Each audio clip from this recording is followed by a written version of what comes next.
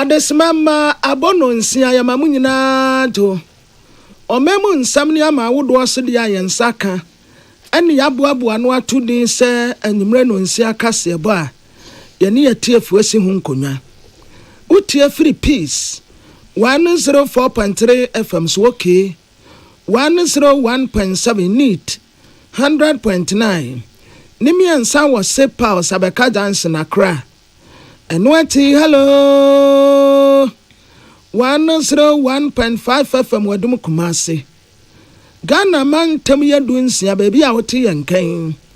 Casa Fidia Bessa Diasian Muni Kwamanonia Bessa Diasa.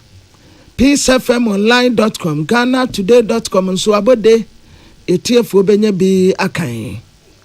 Na jampenisi abosuba na meja payenti. Die dikase bonimu akotini bi. Omampeni John Dramani Mahama Asia Singapore omampeni omagina so akasa afa ne sikasam eho. Yewra Canada Japan wade ne nkrata akosa nyame yadmo obehwem etimi ahim frank akese wa MPP amanyokom de dia woka ene se nkabom ne ade ahia pa ewo MPP amanyoko ni mu. All I want to say is we are one party and we need unity in this party. And if there will be unity, there should be fairness.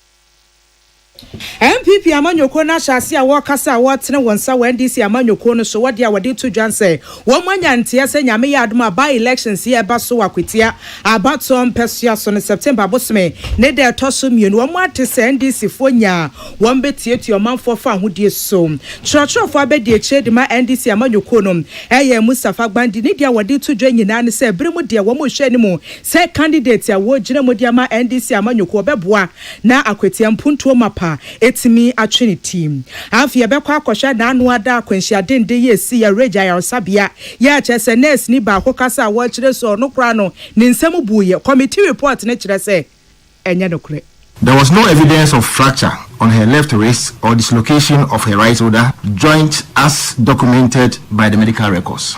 Psychologist ba kwa kasa na nafutuo ya wadi to dance wa my Ghana ya nyade kura titiriu ene se nipa sebi wadi dem ewa na dwene mu wo mo se ya na ye kasa abodamfo a ensem fata enti yen kasa nipa ne sebi na dwene mu ka wasisi ka ye yi ko no ya na enso ani kura ene anwumre ensem pi na ka we ho ane yesi nkonwa ye de esomo yemfa sedam anwuma yi. Osons Chemist at the Osons Garlic Capsules Saba. Immune system benya hoden akwatia nyane wa yade yanka wonto formda wa hoden eye Osons Garlic Capsules. MTN network ne so de se Ghana fa na baby abekobia MTN ewo ho. We there for you everywhere you go. High Sense Ghana ewo home appliances ya papa this year fie no office ya ne boda form kra. Everyday price for everyday people. Dolphin roofing system na boda so said dan ye baako anase eye dodo obebo ni nyina so kama. Budget cash and carry Brew James energy drink 20 years still counting. Na enwati no asam da e free Pepsodent nchen abane se wodi bi to se anopa ne anyimra wo bambo 24/7. Ohene yire spices ya mediane aye de papa emiamia wodo nyina ohene yire spices Jamado and Sons at the West Slip waba sa wo pesa woda na wo nane ye woda wodi ekotobi na mi ego tatramase obeda kama Ecobank nie was a tipes no a na nkofo awra ne race ena de Ecobank yensini form kra eye Pan African Bank. Said me koyada wumene se amansan tiame kwabena mafo ena ohene wa kasebo ahene yesi nkonwa de kasebo ye de babesomo Africa kasebo de munchemu eni Ghana mampeni Excellency John Dramani mama wotu kwan wadnani akyem wo Singapore mam sabio mampeni nyase bia ne ho bi na eten na emom wakwakoye adwuma boa se ne be ya my Ghana sikasam tutu ye fapem ebetimi ejina naso na Singapore mampeni ye Thaman wate se mampeni abapa no se ye wrade nyankopon nani agia ma chese wo hu ne wanya no honti no wo bodwa kuma bi de hye ne nyam kyerɛ sɛ wayɛ ade nya wayɛ ne pa de kyerɛ sɛ ne saso won hye da NTB da na enum na Ghana ma pene excellency John Dramani Mahama akra wo kasa na wo sɛ moyɛ ade papa eba ne sɛ abakwasɛm pa de asɛm modem ho efi kwesi broni nkyɛn sɛ Singapore man no enye mfihye eduosia 60 years ya nya de da fam wo hwɛ wo man Ghana sɛ yɛ man pene kyerɛ sɛ by 2027 de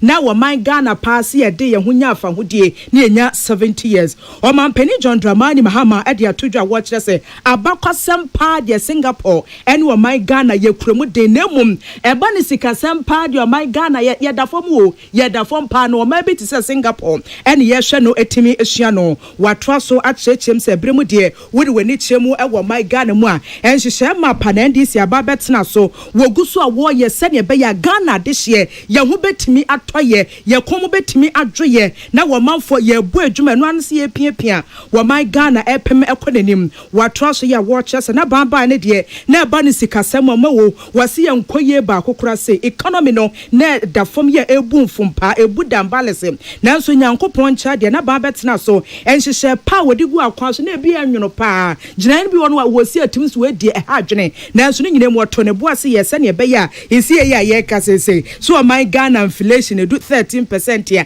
enhye da nya ahibia mampanisi wo manisi hodoma wo hwe nim sɛ ayire so asafi we be kɔ na wie de na ye ka inflation ho asɛm a na ye single digit ebia 9 anase 8 ɛhɔ na wo hwe animu o mampani John Dramani Mahama to so akyerɛkyerɛm ya wo kyɛ sɛ na ban ne de ɛba na amemu ho nhyehyɛ papa no an ogu so na wode ɛyɛ adwuma asɛm ba ko a na wo ka ne sɛ mebon dodo na asɔre a na wo mgu so a wo mu su ye ni sika ebetimi de biebie nnwuma nti aba na ye na fam de wonam resetting Ghana agenda so ato ne bo ase the policies ahodoɔ implementation ɛkɔ so sɛ ne be ya emebon ne betimi anya adwuma ye ba ko a na wo to so nyina ne sɛ wo sisi ano ye cancer sensase hectares be sɛ 2 million hectares a ɛno sɛ wo mo bɔ kwan de ato wɔnom sɛ ne be ya ɛba ne kuaye afe so ye be hwe etimi adadam na wo manfo ne etimi enya eso emfa so wase ba kokura betimi aboa na esiesie nnwoma yiem aye 24-hour economy policy no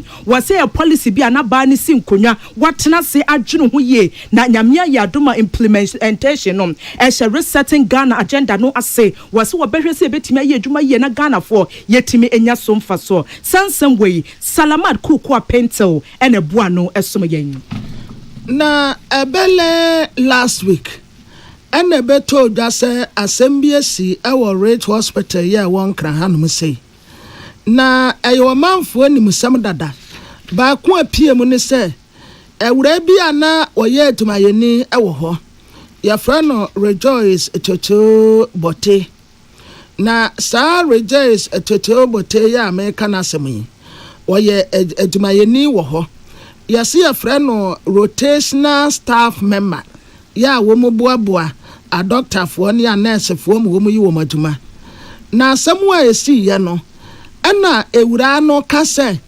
aha wono kura sei asɛm a esi wo honom nti ne nsɛm abu ne nsa no kura friti wogina wonom kura bra a wo bre ana ja yɛse yɛmfa no kwa ya asabea ne yɛnkonkɔhwɛ no enam soma Minister of Health Honorable Kwabena Akan apa committee se wo munkoye nhysem de esi wo honom pote ewura no a wase wapira no ye ma doctor fo hwe se no kore wapira na wo maye nhysem awie am wo mu de report waba tama ya wada committee no ano ye friend Dr. Lawrence Ofori Buadu and what I say nhysem no wo maye esi na Miss Rejoice Etoto Bote waye rotational staff member asamwa no okase ne nsam abu na betie frichi wo mu kwahye ye no ene nsam muye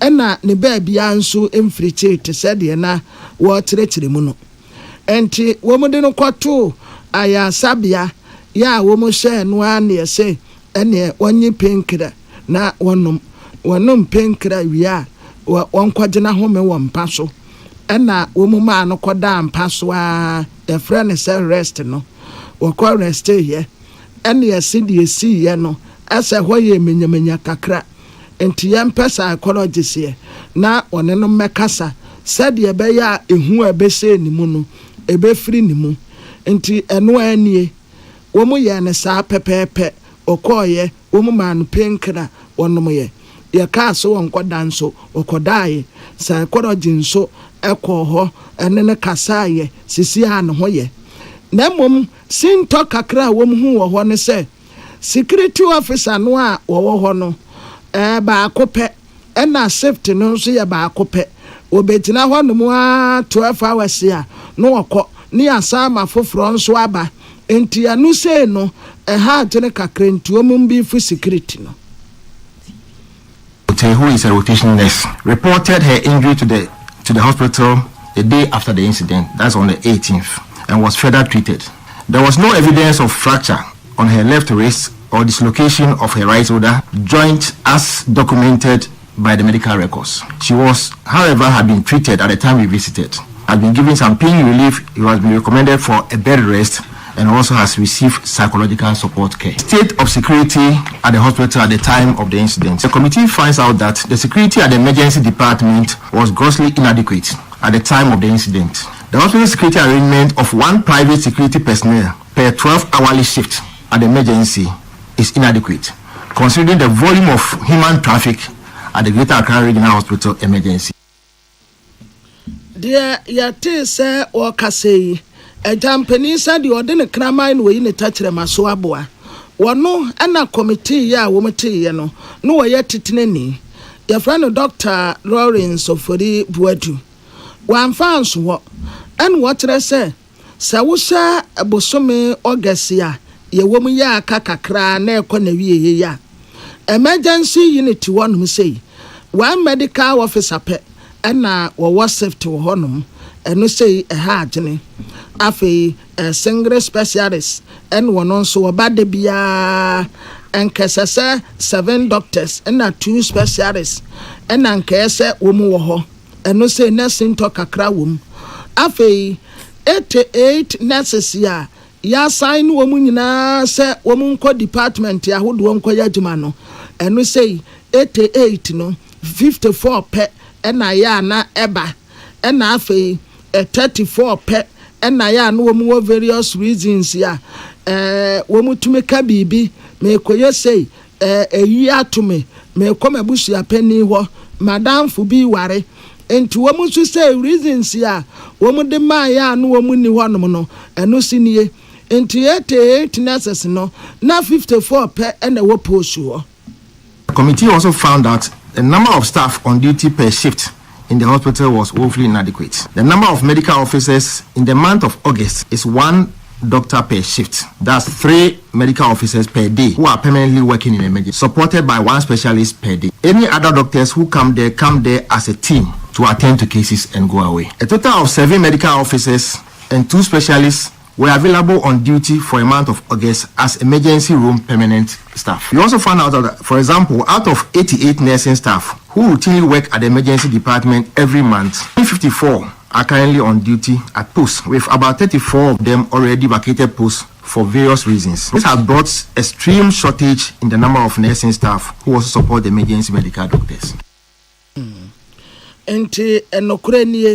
Nasa se dodo a esese nkuom wo honom saa bre no a se obi anye ne se ana se obi no konwate a kasese wo moboaboa no na asɔɔto enti 54 pɛ na ɛwɔ hɔ 34 na asɔɔto afiri so a wo mo kokɔ mia hodo a obi a de reason ba ya wo mo kɔɔyɛ de ate se ɔkasa die Oye Dr. Lawrence Ofori Buetu na Minister of Health Honorable Kwabena Minta Akan abra waje report ni wiye no na oda committee no ase se moya ade pa eja empeni se de wo kwaten de wo ba aten de ogina woni atentrodo we say se ya nya sanhwehwemu ya wo bi gina baabi ena me si dua si wa range hospital pa ewura no ya buni nsam se pen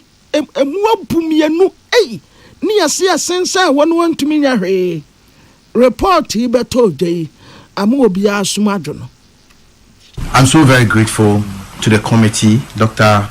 Lawrence Ofori Bodu, for the wonderful work you've done so far. I assured we have done this because we assure the good people of this country that when the committee completes its work, we'll make the findings of the committee available to the public. At this point, we have done that, and I can assure the public that we'll see to the full implementation of the recommendations. And so I can assure you that not only are we going to see to it that REACH Act takes back its glory, but make sure that whatever work you have done will also have positive impact on the rest of the health facilities we have in this country. There is Okase, Honorable Kwabena Akando, Onwaya Swafwa or Sir Apomuden Swa, Yenya Prince Bafwa Samwada Wurma, and Wabuabu and Semianwa Yetifu ATB, Ente Etano Pano. And yebunin semna, and ye can be papa, ye can be papa. So I don't know about can and ye can be did actually. And I idea so. Of us all can be. That be media man can be. Man can be. Omo Kayans, minimum. Yenimia, oh, you part to crack can be. Munim Mododo, Yenimia, said your back no. Ubejiedi. Nancy Nino. Said your basic car someone ubajin wedi na saa asem we makanim yirenti wawanyum bi wote no san na ubu abie ana wote ne san na woka bie waso obi ani wa wobebo nkuro na wobebu no ho foda enti wote obi asem a aya ahwehwem wote obi asem a aya ahwehwem ansa na waka bi Kwanchefo penny ya wabene ewa adwenumu nsemu kwesibro ne say clinical psychologist Dr. David Banale wano no workasa watches wo my Ghana eba ne apomodemu nsempa de ye nhwehwe ni mu pa ebia ne story akwabnato ne boase okenkan ye cheche mu kire Ghana foyi nanso edu ne se sabe eba na adwenumu ka adwenumu yade de a ye nhye da mpemua akoturumenti a wode be ye adwuma bi nko se pass ye hwe omokura de ye nhye da amfa nyasem cases ya hodua esi we montene so ye nka ho asem enti woni wote honom na wedi dem e na dwenemu wo hwa wo bia nkasa no ho a wote wa na afia ye no summarize your life je won kwafiri wonsam to wote wonom a na wo bia ntimi ampemu ape wo betia ne se asimesi na ya na to de bi empempi na esi a bonse nipa no wodefo pa kire se wo ye pani a wode adwuma kese bia no wo bi betina asem wasuo mekotro nsɔhwe kura mentwanti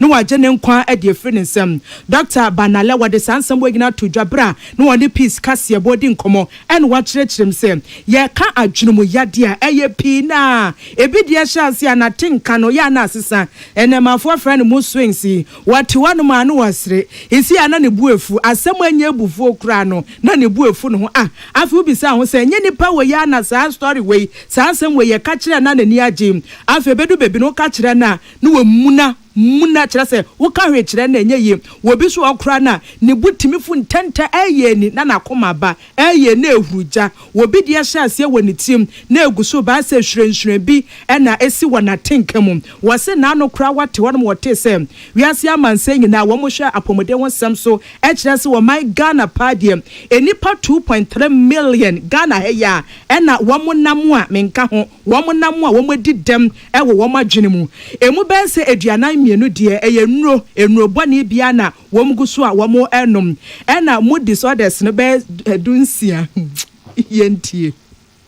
Mental health disorders are defined as critically significant disturbances in an individual's cognition, emotional regulation, or behavior that causes distress or impairment in critical areas of functioning. 42% of them being mental and behavioral diseases caused by substance abuse. Then schizophrenia, those that are seeing things that do not exist, they are disconnected from reality. So they are also 34% of the cases. Those that are suffering from mood disorders like depression, they are also 16% of the cases.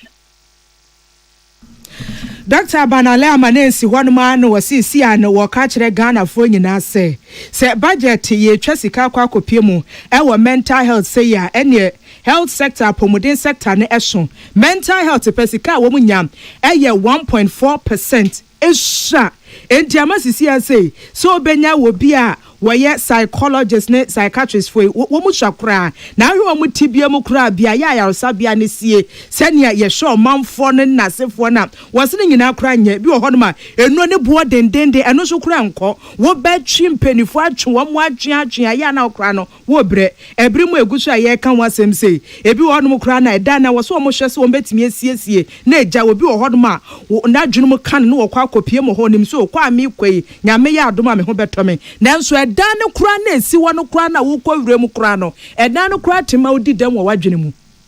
If you look at even the budget, only 1.4% of the budgetary allocation to the health sector is given to mental health. Shortage of professionals like psychologists, because conditions of service in the health sector for psychology is nothing to write home about. Psychiatry, the same thing. When you come to Ghana and for that matter Africa, we don't pay attention. High cost of psychotropic drugs, the medication, mental health are not on the national health insurance.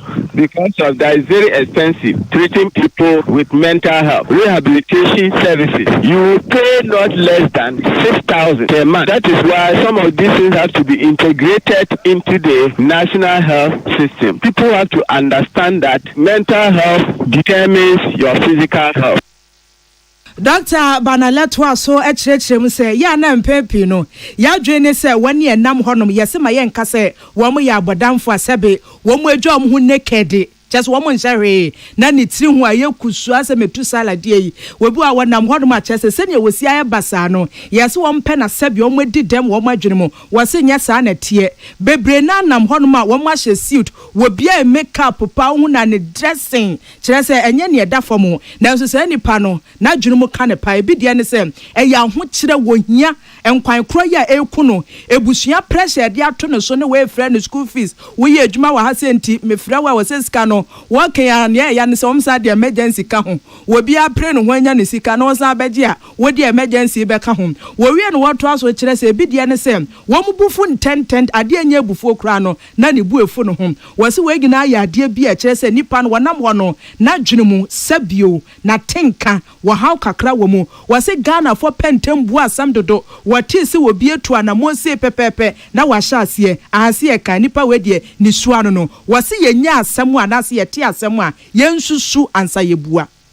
Because of economic issues, other family issues, then you carry that problem to your workplace. Even certain things like temperaments, people's temperaments, we do not understand. So if somebody is at your workplace and the person is moody, then we just label the person a bad person. That is the temperament of the person, that the person is facing some minute problem that you need to attend to the person. We have people sociable, very sociable, they talk a lot, they want to interact with people, and we label them as gossipers and all that, and then it affects their mental health. Melancholics, they don't talk, they think a lot, they mind their own business. So in our society, whatever you do, people will criticize you, and all these criticisms that we do to people, you don't consider how they think about it. You may think that you are joking with somebody who has married and is not getting a child. We talk anyhow. These little things can make people feel suicidal. Dr. Sanso Toa so dia futuo sei ekoma Ghana fo nyina titiriu ene nkyerɛkyerɛ. We need more education, like what we are doing from the community level, the media, radio, television, social media. We need that public sensitization, which is not there, because prevention is better than cure. Very low, all those things, they can't have access to whatever we are doing. But if there is funding, then we take this work to the community level. We'll be able to educate a lot of people. We can even discover people who are having some of these disorders that we are talking about. Many people do not also know that they have mental health conditions. Clinical psychologist Dr. David Banale Nesem eno na ye nua bema na yawo ansa afram ene bo asansem wo ya no a aya futuo kese pa ma Ghana fo nyina. Kanem na sebejani anu ojina ma de se wo Asin Central.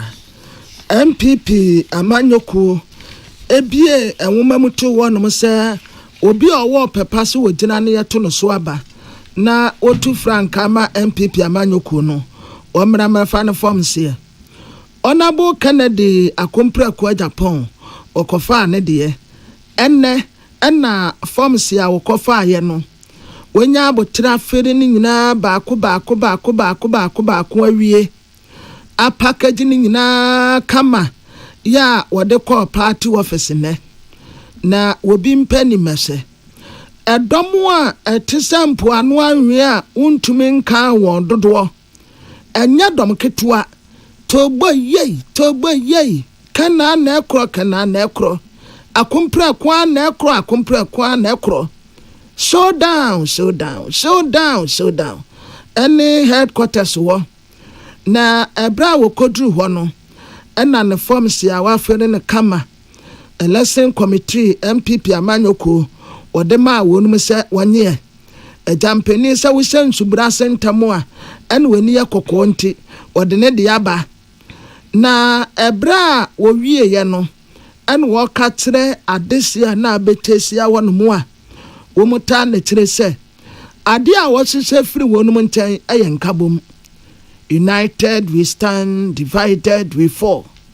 Sir, woman to me and Kawamua Mumua. So woman kofa Yesu Christo mpo. Ebedi woman himself frag better. Still a woman bedding kugu. And to woman here unity. No woman to me at the power 2028. Afe was Sandy at the Sredia man national executive say. Sabi utru intafua woma ba kusunya baako. Abano omo kwa kotono. O pepepepe ye emunna ho executives ne mu omu nkwata wo bia achi wo mu ma agro no munna ho no mpefe sade be ya ye beto be wie no wo ya wodi nkunim wo se wodi nkunim kroje de wodi nkuguo a ehote ebe ma akomato ye mu aba. All I want to say is we are one party and we need unity in this party. And if there will be unity, there should be fairness. So I'm entreating the election committee, the national executives, regional constituency executives, that it should be fair to all the candidates so that we have smooth elections.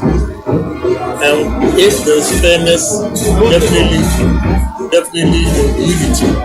So I'm only asking for unity in this party. It's very paramount. I always say that without the unity, none of the candidates can win the election alone. Dear yete se okasei eye Kennedy akompre kun e Japan ojina si antono so aba na onto Frank ama MPP amanyoko.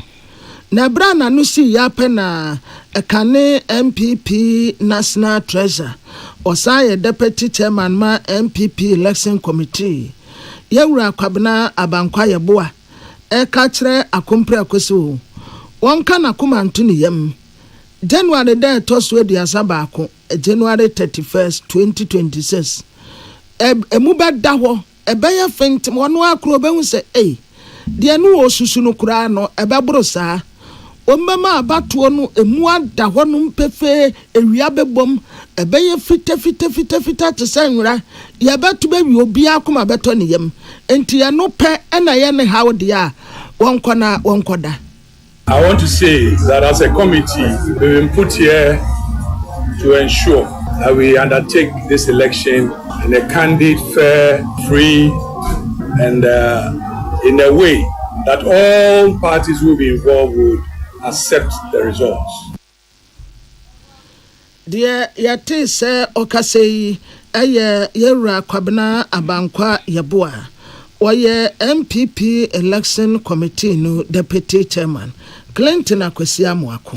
1 year sha about one samso o my Ghana mo isi e dia to dwa September bosome na dia to so mienu wa afim ye nyina dia ni chemu akweti abaton pesias by elections no ye de e kwahihye so ho no nam so e ma MPP amanyoko na due wo mo ato nsa afre Ghana nsenthrofo na wadia wade to dwa ne se wo mo de wo aso ato fom se kurase abotokura na wo manya ntie se NDC amanyoko no hinte dua echi wo mo hye kire pa na kire se sia no wo mo ayese na etie bia na abato de ba so a wenche pa won be hwese betimi atweniti na ndia wo mo ba se ne ombesi aye niem anse national security for bebo ban na so na wo mo eboa pani kwankyerefo ya wodan kitahudi anom edema MPP amanyoko no Richard Ahiagba no wogina party na nemu a wode sansebo ginada etudwa no wose asam a wo kanya se bia bosremu kan wo mo ato obo ase eduedue mu abibi mu afifi mu eno mu se saa na de ne besi akona wani ebe saa pa ya NDC wo mo basi anu mo ahyeda edemranti a kentena wampa obi abetia ketu se nipa no as address yesiesie no ho national security ntade bi na hyehya ne sane ebe ya wani e wa akotia sem ye bedi kan etietie mo fa ahodie nsam so ya popo ye ni de egu om so bra ye kwoto aba ena afiso da na ye to aba no na anu no pani eto aso kire se na anu ya ye te omayi mu ena Ghana Police Service mpani fo kire so akwatia ba elections no kra de chese aposifo akoye 5000 you sane ebe ye betimi aboa na bambo mu nsem ya yire mo kete ena IGP na nkasa epie montene so aka se akwatia ba elections ise constituency ye hia asrafo bi a honom wo mo abetimi ayedwuma no nanso asam a Richard Ahiagba wode tudwa nyina no sem wate se pani kwankyerefo ya paw no wonom ena director of operations national security Richard Jakpa enam akwatia honom na kwa wo konye onu nkuto wani asojafo anase memma do before complain when enam honom en wo mo bo adehye ne ntrene se wanhwe mfiri honom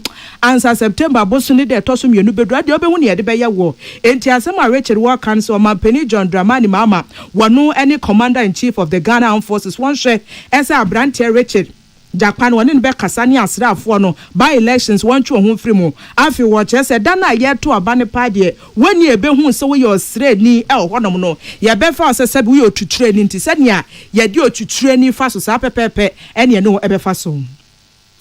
Richard Jakpa, my namesake, who has been appointed as the Director of Operation at the National Security, has been seen preambulating the Akwatia constituency with soldiers and reportedly threatening some indigents and residents to leave town before the by-election in their own interest. Upon the assurance of the IGP, we want to make it abundantly clear that any soldier involved in the Akwatia by-election will be considered and dealt with. We therefore call on the President to call Richard Jakpa to order and ensure that no soldier meddles in the Akwatia by-election. Wawie ye ene wode we bia so se MPP amanyoko ne de aposifo honum na eba ne se yentim bibisi kichiri bi atwiniti na aposifo gina honum ye nhwe ha pa de a wo mo ka kire Ghana fo se wo mankasa MPP amanyoko no ede wo bambo be hye wo nsam. We also request the IGP that all police officers on duty for the election must wear their official name tags for easy identification and the avoidance of infiltration by the thugs that are planned to be included. Learning from the unresolved incidents from the Ablekuma North parliamentary rerun, the New Patriotic Party will defend itself if the police fail to do so. Ebusuani ekwotie wano ye Director of Communication dema MPP amanyoko Richard Ahiagba sansam way Clinton akosi amuako na Troy. Na a convener ma Ghana Coalition Against Illegal Mining. Engineer Dr. Kenneth Asibe ena watere se NDC National Chairman Urua Johnson esedun katia waka asem ya manaye ne ya pa no watere se wamutresa galamse no yesi ya wade bi a ye frɛ ne sɛ a state of emergency yen declare si ye declare dia ebema galamse na nkɔfuo tu no ayehu ama wɔne a wɔmuntumi nkɔ na ɛno no wɔtrɛ sɛ ebra NDC foɔte akunya soɔ no wɔn ka trɛ kanema mpeni na nadeda nkɔ akufu ado sɛ on declare state of emergency ewo gadamse no so wamudi twa papa ya sumwa ena yeto abeti ano a wokoye enti enne pram tubra kase bom no ne eni akwame amo kasa ene wotre se wahunu se ano a dejebose anya no an ye ditua endi si amanyoko yi a na wɔn de strategies bebree ɛɛba yɛn declare state of emergency ebi kura sɛ shoot and kill ɛnea strategies ahodoɔ deɛ wɔn de bi baa papa solution a ɛbɛtumi aboa ɛma galamsey ni yɛtu aseɛ nyinaa na naado te so no wɔn de baayɛ ɛnɛ na naado ɛkɔ ndc ɛna wɔ so nsɛm a wɔn ankasa kade fa galamsey no ho no declare state of emergency wɔn se daabi ɛbɛha agyene kɔtɔ deɛ no bodwe nyanya nkyerɛ na mfa no ho nkɔdi shoot and kill nso wɔn se daabi ɛyɛ nipa nkwa enti asɛm a wɔn kaayɛ no ɛnɛnɛ ebu hwɛ wɔn no. Aba MPC mo opposition no owo de go can say yen declare state of emergency. Na also constitution almost well. I can't about the issues of state of emergency. I don't just say declare state of emergency. Soldier for no kwa o metutu abo bia. That's not what it means. State of emergency no president no ono determine the way the state of emergency should be handled. Now president necessary mean sure so because among people for kwa o mo ko but that's not what is going on. But the same thing now, Honorable Shedin Pitankasawa, that I'm saying, to say Colombia, it's a very reason here. I say you handle decisively. Now I'm the next to say that Colombia, some Canada that way. Dear Yate, sir, or Casey, Dr. Kenneth Asibe, one fans and what they say, Ura Johnson said, Dunkatia Samoa or Kayeno. Some time ago, dear no moka. And at this time around, as someone will more cano, a man who was no pa. As a country, depending on the level of risk that you see, then you apply also to making sure that we mitigate it. You think Galamsey, Chama, and go for 8, including 2 ministers, other statements, military people. The number of Ghanaians who Galamsey, Sikaya, Shendi Nomano, you could be and see your sister say, and it cannot be. So we will continue the same way and getting a different result. It's a state of emergency media. It's an important part. I say, and see, very respectfully, no, I disagree with me happening in some of the two. Dear Yate, sir, or Kaseyi, or you convene a Ghana coalition against illegal mining, engineer Dr. Kenneth Asibe. Na Nidiatina President Ghana Catholic Bishop Conference, Most Reverend Matthew Kwesidenfi. Odi bi to aso no wotre se galamsey ne yanyina guso a ye to adwene se ye betumi etu ase sanse ha adwene ba sa state of emergency no de ehu pa ya woni kwande we declare state of emergency say ade betia ye say a state of emergency sa sam no mo kan no munim na de ban ena munim nsunsu aso aya constitution no ena se bia ne fa baabi ye betumi asatere mu kakra ade bibia asemu a na galamsey ni yetumi akoatu ase a but wo bia sori a declare state of emergency ukobisa wa ya akro se state of emergency no a wo ka no asetere ne sanya Because I see and declare. Want to mean who knew a aye, and said the tear pan want to mean today. What is here can work be? Legal, and in small scale, and in big scale. You say, say, assassin, and money baby. So, and Kenya, you so crying, declare state of emergency on Galamsey.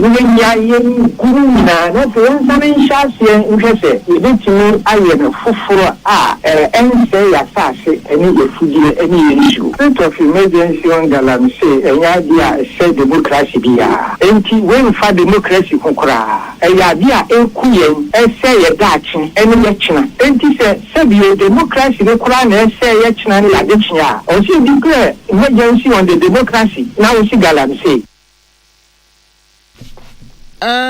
mesre etiefo se madawruma President Ghana Catholic Bishop Conference se wutie na sam no a Most Reverend Matthew Kwesidenfi Wano mo kyerɛ sɛ yɛnkɔ so an yɛn declare state of emergency no.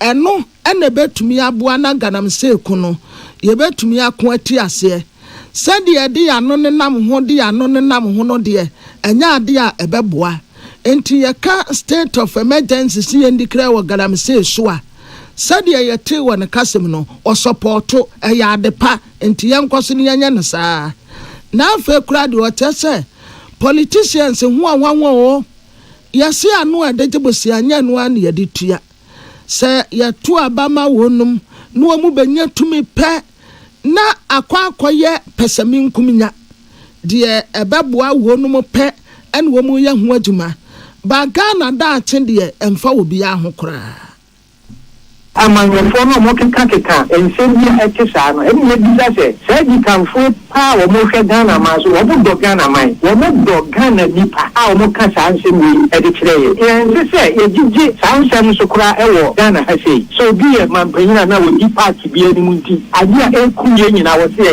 yɛnya wɔbɛdi yɛnim ama saa nneɛma no ɛkum yɛn na Ghanafoɔ yɛte hɔ ne yɛhwɛ saa nsɛm no ɔsɛ Ghanafoɔ yɛfe yɛse na ɔmo ho sɛ yɛnso yɛtumi to ntasu kɔkɔɔ ma ɔmo di anim no ho sɛ sɛbi o yɛde tumi ama ɔmo a yɛamfa tumi ama ɔmo sɛ ɔmo nni anim na ɔmo nsɛ Ghana man yɛde tumi ama ɔmo sɛ ɔmo hwɛ na ɔmo kora Ghana man yɛne yɛte Ghana man yɛne ɔmo nyinaa nti ɔmo sɛ Galamsey ɛsɛ Ghana ɛsɛ Yesuo papa mo a mo ɔyɛ adeɛ yɛ mpanimfoɔ sɛ ne yɛhia wɔ mu wɔ man mu a sɛ baby kwate wo a wo mutumi du wo mu ano tum kakyere tumi sɛ baby ade ne kɔ no enye papa mo asase no de ende manka ne ye kura fateme wo kura de ende ye ka kura wo de ne ye vehemently you are vehemently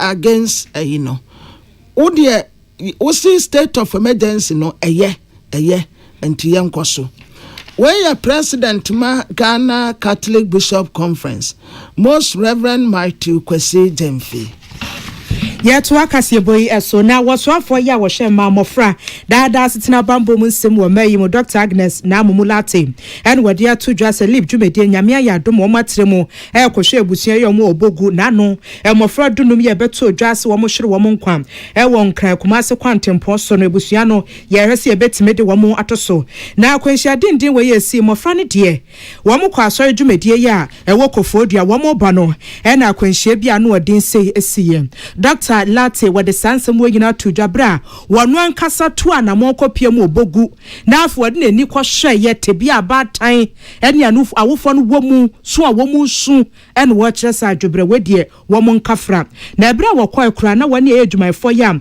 wo mu Ghana National Household Registry no wo ma hyase kura data efa na fie be 600 no wo mu gusu a wo mu hwese wo mu asabi wo mu bo obu abi ni ho kyese ebusua no kotola pala dama kaprepa krebi ni honum ti yeresa safo nom ye betimi ekruche wo hunsam nyinada akwankrata so nti live dwumedie no ebre no so ani etimi ayibi ede am wo mom na eno na Dr. Late echrem se wonim se sika ne die wode mo mpo asabe emofra na efrim nyade akwa bia so wo ba na so wo mo de wo mo nsom na ncheche wo mo evrem wasi asem esi na eya hwese nipa ba ko mofra miensa nipa ba ko po wa wo nan emu miensa akwanhie nti wafiri mu na wo hu nipa na afi wo hu ne awanya ne ho awase egu na asintobro nti se nipa ne se wone psychologist eni na kasa na dwene wati watim ohu anim sia na afi esu no kura de won kasa mpa na esu na hyase eba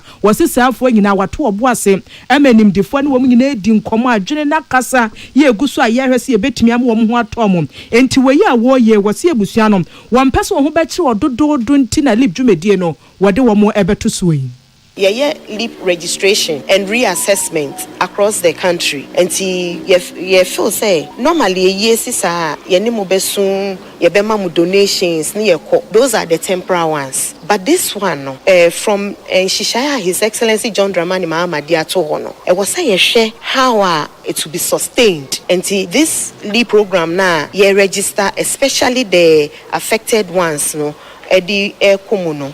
it will help you. Every 2 months, Bibi Beba, you have a little support to start something. Na Emma Akan we chirin so no, wait me jina won so na wo di ashomo. And this is what we'll be doing. Yeba na yeni mo abejina during this period. Na yen take it a step at a time. There's no rush to healing. Dr. Agnes na mumola tetua so kire hihye ma pan ministry ne ye wase na no saasase wo man so ye si wo gbenyiri ye wo so la tuna kaba mensim wo savana mantem se busua ne bi ho aka wo so wo be ko momoa Bibi says here last na make say financial and material support ye dia bremono eye because ebeboa nyama bebre but say oya oni be free mu na yetimi ahili na yegina ye nan so na enya ahoden no eno so ye very important ya institution no the adeni see no the first thing they say His Excellency John Dramani Mahama he reached out to the church ema mo shedding eno share yen say yen nya be bia se ne be ya ye be join ni ya paper mo ani nsuo in spite of all the politics and nyama ekoso no ye one people nti ade to be baako a na ato ye nyina wo fa na dwempam na wan fa nkoya amanyosema then you will get the needed positive results. Eni ayekotie ye wosoafo ya wo hwe mofra ma dada sitina bambo munsem Dr. Agnes na mumulate sansemwe Aguri Samuel ena etrebogu ena wodi free ba ya wode edom ye na Deputy General Secretary man National Democratic Congress NDC Mustafa Bandi en wakase na enne anope OKFM adia tibia tumedie so ana one Kwame Nkrumah tikase kasa no wase by election ekoso akwatia no NDC bemi ni hands down kra akwatia by election no lawyer Bernard Bediako one day so ye lawyer ni nti ye pewobi a wo komra sebedefie akopen ne pa de abre adese wa akwatia ene say lawyer Bernard Bediako ona ye the best choice here obetumi de mpuntu aba na Mustafa Bandi trese so compare Solomon Kwame Asomadu ya wonu jinemu ediama MPP amanyuku no a we de so amu sono kura wo mu mokesiri na wonu wati wonu yi ye huri no wasimani so ya de ne mane a wasa akwaje amaade wo kolobi wahin na project bi aba akwatia ho no watasa dese wa akwatia ekoto abanubum ama NDC amanyuku ne nyina so ne se wone Kwame Nkrumah tikase na ekaso OKFM ade ati bi edimedie so ena Mustafa kire se mampeni na nado danko akufu adokura ofura akwatia honom a ofire no wantumi anyam puntuntuma bia wo ho ebra obetena akonwa so mfie nwote obi a wo ya akwatia dese kronkron a wo ho no ofire wantumi anyam puntuntuma bia ewa akwatia ho ti akwatiafo de aba no wo mkọ akoto no wo mkoto amendisi ebedwamu de odi obi ko bedwamu a anyonyam edware nipa no anyonyam de dem fanto nchen te ndisi ape obi a anyonyam edware no wako school ama na juma efreni ene ye de ne ko the other candidate too has their own imagine or minor so I know his capabilities and we are engaging say osma obi say omra mepem puntunjuma omra mepe anyonyam omra mepe emwa emre amanfo a obi a woni mude obi a anyonyam odware no ene ade ne ko na afi akotia ya na adukru MPP for okuba akotia on flag back okure simply because what are they going to tell the people? Politics now omoye no wakra no is different from when you go to the ground. Dear yate say okase ye Deputy General Secretary man National Democratic Congress Mustafa Bandi na former Deputy Communication Director ma MPP lawyer Yao Adumako Befi ana waka kire Mustafa Bandi say onya ensam no a wokeka ho no na saa comparison no a woye no ento asumire say akwatiafo no omunim nipa a omokọ akoto abama no omopese omoto abama obi a ne ho ninkeka wa bia ejampene se yesoma obenyansafo yensoma na montente ona wowa entra o se yesuma wa obekwa abantem nti abana wo mu kwa akoto no wo mu kwa akoto ama obi a wo integrity ene de Mustafa Bandi se kwatiafo hia obi o wonim de wadi obi a wo hotem bia efa wanti ni ade na sem a wo ka nyina ne se omde omakoyi lawyer na wo suma obi apa obi o wonim de saa enti omde nda kwatiafo ya wodi kan na suma wo ka no ena ye hia obi o wonim de akwatia so hia nim de anya hwe kura no Dr. Kofi Asare Dr. Former waba ho no da enti omo wonim de pa na mom se wotimi begina wo na wo kasa kwatiafo penim de de a watwa omo mpoa akwatia nim de ensa wo mo ho kasa dodo pamfom so enti akwatiafo sanade ebedane mu amomo beto aba no mu amomo beto aba wakwatia constituency no si edane mo obiri pantampram se mo nto aba mayen na duru se mo so yenso mapaka mu dia munim nim genti emfa mfom dia ndc asema mo ka no na lawyer Adumaku Befi eto aso no wakire se o ensamu a ndc fo ka no kura eye eboa MPP campaign no pa yampani fu a contest ye no hwe kwabena Japan in fact hwe pedigree na wo ton ade we say na odi kwabena Japan odi ye gyan na chi ekobo akutia hwe eye bra champon ba bia nyamede na bedure yi wo ton no a wanya kwan mebrebe akutia na abebo miami ni akene Japan oyi obi a wo ton no a ton no emane mfe ja kutiabo sameze si ye jai enyu omu nyina ne metuma ka bi de ena meka bi no mu de a ene wanhwe yi a enkakama kura hu na beka se wei but enano kane ne kasasa bofra pempenso ebeduro no yenya ngu yachi we have one a year ye no obu face and that is NDC Canada Japan nya president Brian Champon nya president Kwabra Japan nya president Aduchum nya president Baomia nya president enti die enti na meton me de a me gya yakoba kutia na aboa sunu ni nyansa no ebi ni utrim de yate se okase ye lawyer yao Adumaku Befi Clinton akwesi amoako aturenche maboafo ewo mayemu no wode nkrata epie montene so ya wo che so matensem bia etwegu ewo social media no so fa no papa ba ko a ya friend baba takora wenya afihia edunum we kuani ewo yama ye no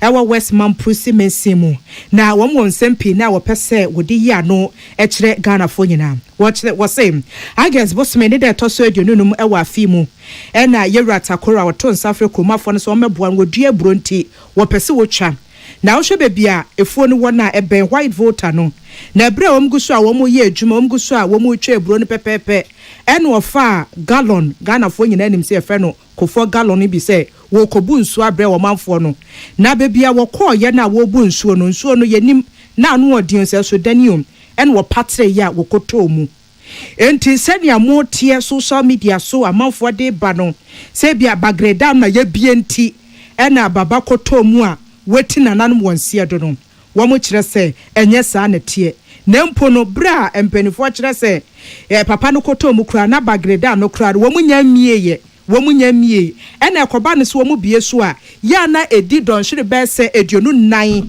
ansa na etimi afim Burkina Faso aba be pie mu ewo Yarigu station enu kura na edu hodmu a ya na Water Resources Commission penifo nadmofo di kan hwa hunu se bia enso ni mpempenso a eduro no edimu sefatase ebebia ansa wamu ebiem afiye ntie woyem wase bagreda mo no ages bosme ne de toso edionunum ewo afi woyem mu wamu hwa mpempenso na eduro na eye 47.34 M3 na wasi ano so kra na enya ade bia anu odin bebre a ebetimi ahwum obi ede nakọ enti ne esi ye white voter no so no eye nsu eto hodom na ene de sa kwanhia dende ne si ye nya se bia bagredam na mpenifo ko bi enti ene ma ne basa ye rata koro ya wonya ne bebi ekọ wojayire baako ewekire ye friend Madam Sala Baba ena mofra enum na wo hwe kro na eye kro bia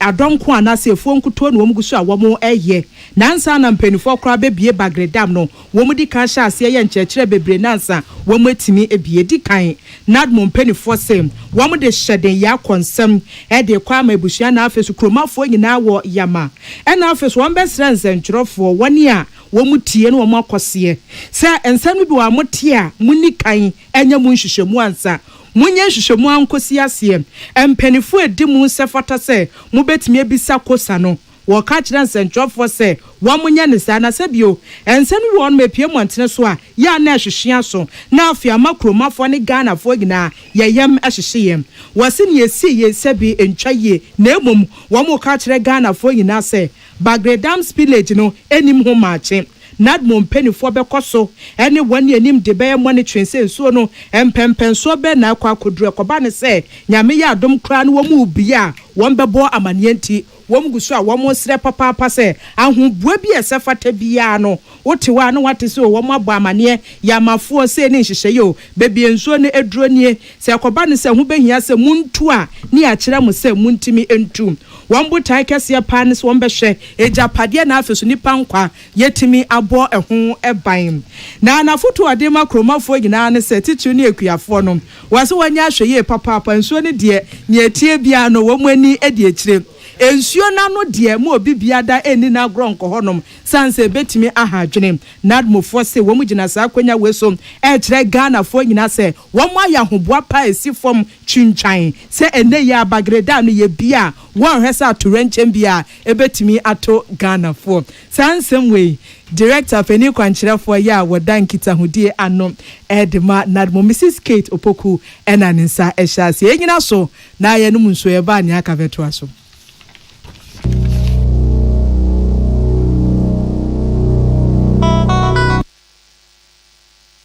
Wherever you are, the game is nothing without you. It's on like never before this season. Every major league, every cup, every qualifier, the players, kudos, Semenyo, Iñaki, the goals, the emotions, and the bragging rights. It's all on SuperSport, available on DSTV and GoTV. Get your DSTV decoder at 89 cedis and GoTV decoder at 399 cedis. DSTV, your home of entertainment. Go TV.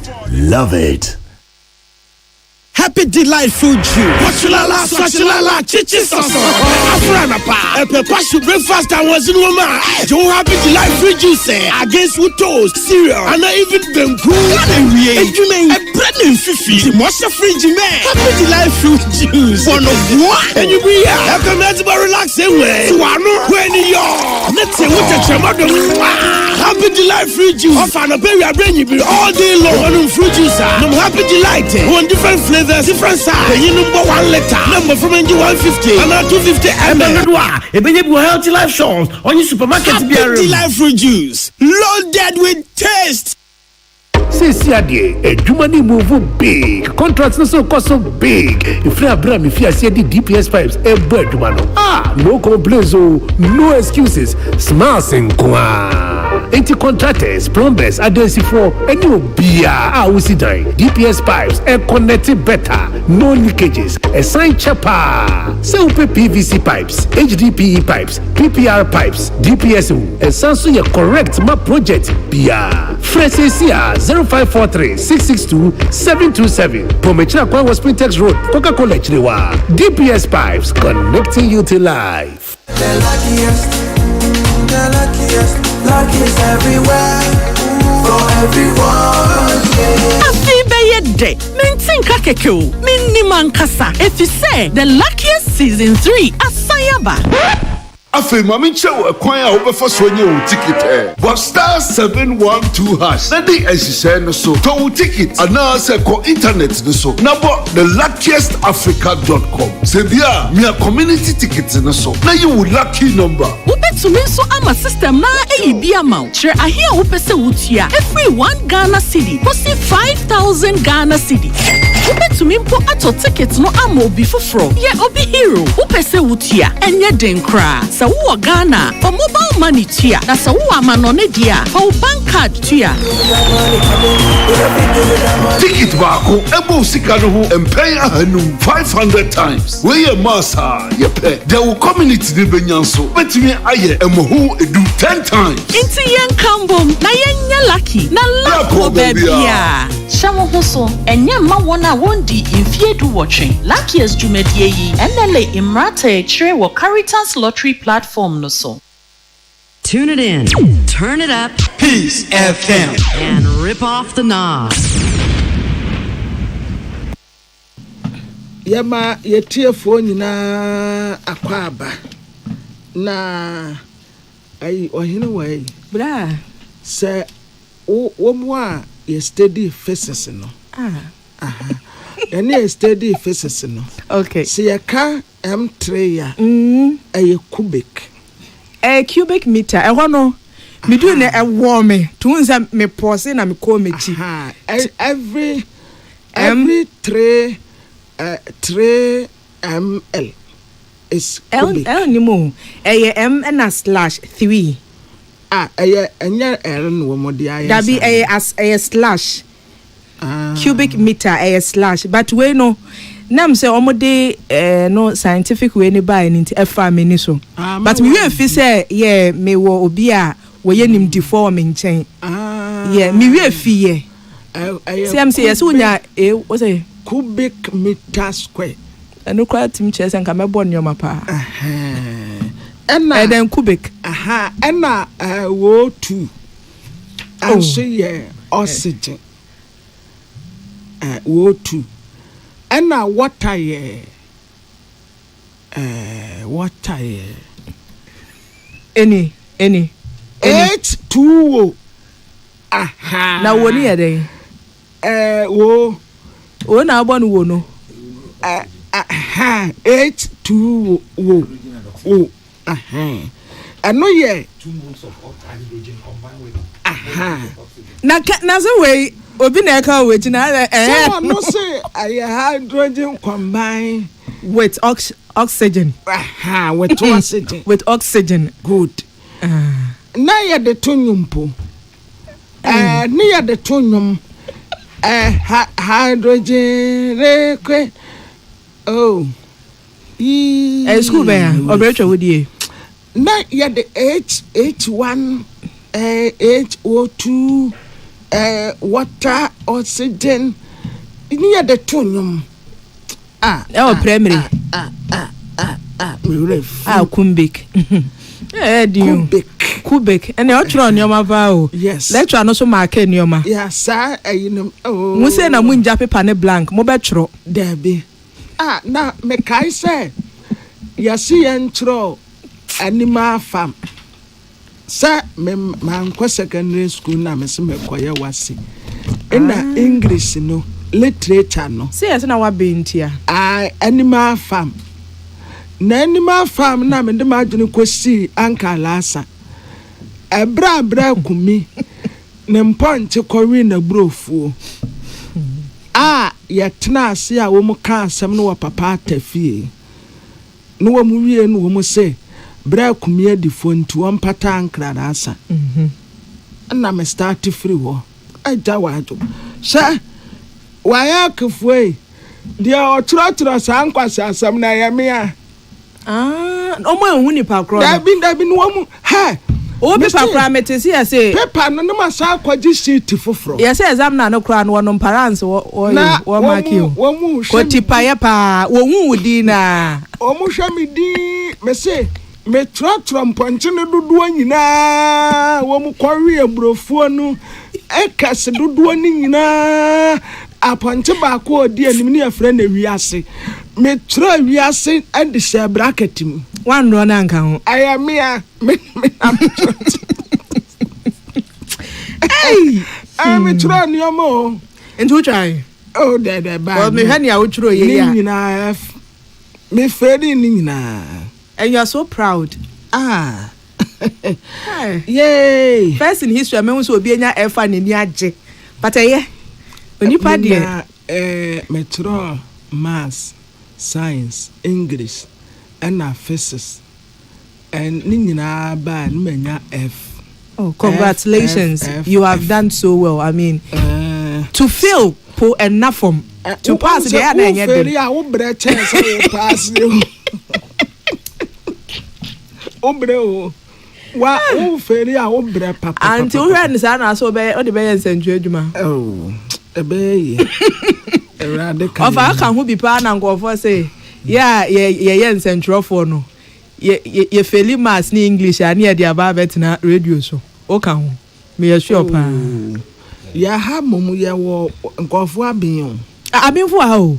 Ba ku no te enche. Na ya okesi say wa bin pap editor bin o. ɛyɛ mini odi ɛna uyi nana ya okɛsia na wakɔ he nana kwame amo wɔno so abe papa na waba maame biama kwafo me kame kyerɛ ɛba no financial ways na asefo na biama ya to gbra what you say yes ɛna ya akona mo no so English ɛba no so wo ya interview. So honorable, what do you think about this issue? Send your besi ne brofo ne sitiem ɛna maame ya akona du wɔno so abe papa na kwame nkumatikase nso wɔno akan news see akan news for wa wɔ ya de wo me nyina me na me last baby. But yeah, in Kansas, I be you. Now, me tie in English interview.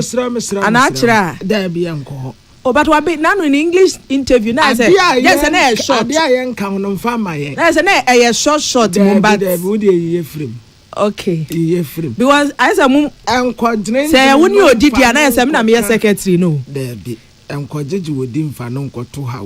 I don't know, it's all your English interview. It was so nice. Yes, and in your